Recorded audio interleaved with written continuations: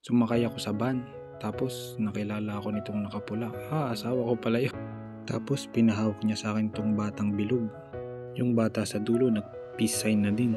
Sumali na rin tong isa pa. Peace daw. At binigyan na siya ng pagkakataong makasolo. Nginitaan niya ng mabuti, syempre naman.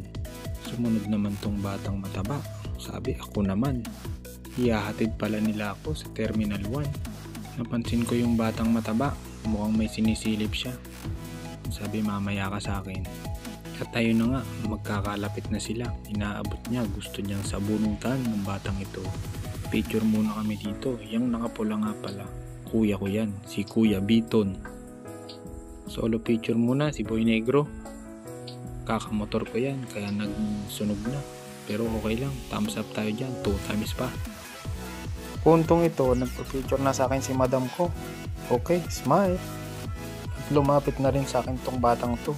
Magkakulay kami. Peace daw. Gusto rin magpa-picture nitong batang naka-pink. Peace din daw. Gusto na din magpa-picture sa akin itong batang mataba. Sabi ko, humarap siya.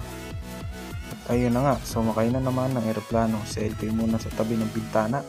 Proof yan na sumakay na naman ako sa eroplano. 4 na oras pa ang biyahe, matagal pa.